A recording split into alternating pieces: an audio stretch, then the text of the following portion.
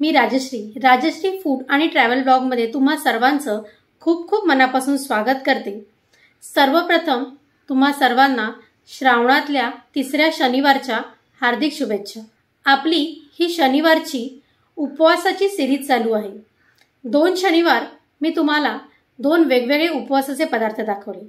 आजही मी असाच एक उपवासाचा पदार्थ घेऊन आलेली आहे, ज्याचं नाव आहे उपवासाचा ढोकळा। झटपट बनणारी आपली ही रेसिपी आहे। चला तर मग आपण जाऊया आपल्या किचन मध्ये। भगर म्हणजेच वरईचा ढोकळा बनवण्यासाठी लागणारे साहित्य आहे तेल, 1.5 वाटी दही, 1 वाटी भगर, अर्धा वाटी साबुदाणा, पाणी, जिरे, सैंधव मीठ, हिरवी मिरची, आलं व मिरची याची पेस्ट। चला तर मग आपण सुरुवात करूया वरई म्हणजेच भगरचा ढोकळा बनवायला। सर्वात आधी या वरईला मी मिक्सरमध्ये वाटून घेणार आहे आणि त्याची भरड काढून घेणार आहे। साबुदाण्याची सुद्धा मला भरड काढून घ्यायची आहे। भरड काढणं म्हणजेच ह्या भगरला 2 ते 3 वेळा मिक्सरमध्ये वाटून घेणं, परंतु याची पूड करायची नाहीये। सेम थिंग आपल्याला साबुदाण्याचं पण करायचंय। साबुदाण्याचं आपल्याला पूर्णतः पीठ करायचं नाहीये, त्याची सुद्धा हलकी अशी भरड काढून घ्यायची आहे। तर ह्या दोघांची मी आधी भरड काढून घेते। तर इथे आपण भगरला सुद्धा मिक्सरमध्ये वाटून घेतलेला आहे। तुम्ही इथे बघू शकता की मी याची पेस्ट केलेली नाहीये। हे बघा, दरदरीतच वाटलेला आहे। भरड याची करून घेतलेली आहे। साबुदाण्याच्या बाबतीत पण तसंच करून घेतलेलं आहे, त्याचे पण भरड ठेवलेली आहे। चला तर मग आपण पुढच्या कृतीला सुरुवात करूया। एका बोलमध्ये आपल्याला दही घ्यायचं आहे।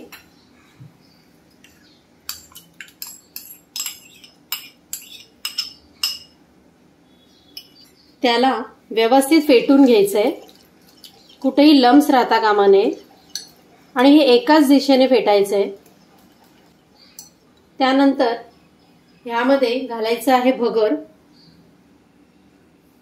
साबुदाण्याची भरड, अर्धा चमचा मीठ, आलं व मिरची याची 1 मोठा चमचा पेस्ट। तुम्ही कमी जास्त करू शकता। तुम्हाला जर जास्त तिखट हवं असेल तर तुम्ही मिरची आणि आलं हे 1.5 चमचा सुद्धा घालू शकता, पण मी इथे खूप तिखट नाही करणार आहे। आणि आता हे सर्व आपल्याला मिक्स करून घ्यायचंय आणि हे एकाच दिशेने फेटायचंय। काही जण याच्यात सोडा सुद्धा घालतात थोडा फ्लफी बनण्यासाठी, परंतु तुम्ही हे जर अशा पद्धतीत भरपूर वेळ फेटलत तर सोडा घालायची गरज नाही पडणार आणि आपला जो ढोकळा आहे तो व्यवस्थित फुलून येईल। हे अशा पद्धतीत एकाच बाजूने हे आपल्याला फेटायचंय आणि आता मी ह्याला एक 10-15 मिनिटं रेस्ट करायला असंच ठेवून देते। इथे आता 15 मिनिटं झालेली आहेत आणि भगर व साबुदाणा यांनी व्यवस्थित दह्याला पण शोषून घेतलेला आहे। हे थोडंसं घट्ट झालंय। आपण ह्यामध्ये थोडं पाणी घालूया। पाणी खूप एकदम घालायचं नाहीये। मी इथे 3 ते 4 चमचेच फक्त पाणी घालते। हे व्यवस्थित ढवळून घेते। पुन्हा एकाच दिशेने ढवळायचं आहे। हे अशा पद्धतीत ह्याची कन्सिस्टन्सी झाली पाहिजे। ह्या डब्याला तेल लावून घ्यायचंय, म्हणजे ग्रीसिंग करून घ्यायचंय।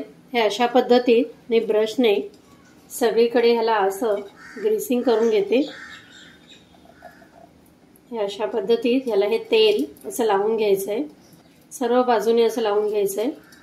आणि आता हे जे मिश्रण आहे भगरचं, जे आपण मिश्रण करून घेतलेलं आहे ते आपल्याला ह्या डब्यात पोर करायचंय। तर हे अशा पद्धतीत मी हे मिश्रण सगळ्याच्यात घालून घेतलेलं आहे। थोडंसं टॅप करते आणि आता हे मी कुकरमध्ये ठेवणार आहे। तर इथे कुकरमध्ये मी पाणी घातलेलं आहे आणि त्याच्यावरती जाळी ठेवलेली आहे आणि हे जे आपलं भांडं आहे कुकरचं ते मी आता ह्याच्यात ठेवते आणि ह्याच्यावरती कुकरचं झाकण इथे लावते, बंद करते आणि ही जी वरची शिटी आहे ती काढून घेते। एक 15-20 मिनिटं आपल्याला ह्याला वाफ येऊ द्यायची। तुमच्याकडे जर ढोकळ्याचं भांडं असेल तर त्या भांड्यातही तुम्ही हा भगरचा ढोकळा बनवू शकता, परंतु मी हा कुकरमध्ये बनवून दाखवते की कसा बनला जाणार आहे तो। 15-20 मिनिटं झालेली आहेत आणि इथे वाफ पण वरती येते। तर आता आपण गॅस बंद करूया आणि हा कुकर एक 10-15 मिनिटं थंड व्हायला ठेवून देऊया। तर आता आपला हा कुकर सुद्धा थंड झालेला आहे, तर उघडून बघूया आपण। मी बघू शकता आपला ढोकळा व्यवस्थित शिजलेला आहे।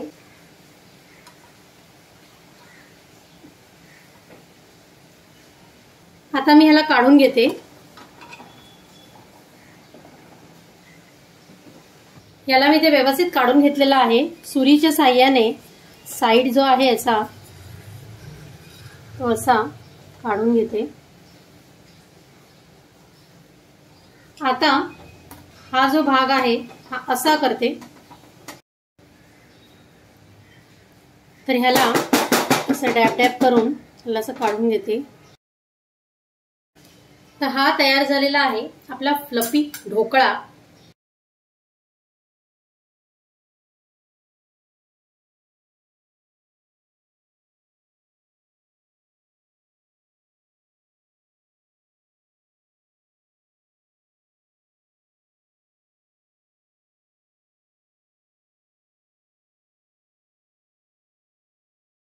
इथे मी गॅसवरती फोडणीचं भांडं ठेवलेलं आहे, त्याच्यात मी थोडंसं तेल घालते।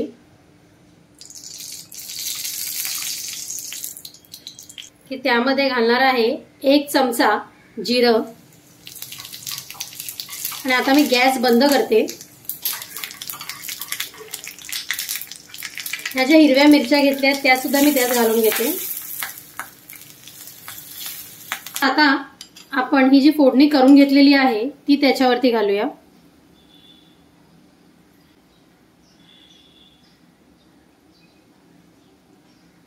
तर हा तयार झालेला आहे आपला भगरचा ढोकळा, म्हणजेच उपवासाचा ढोकळा।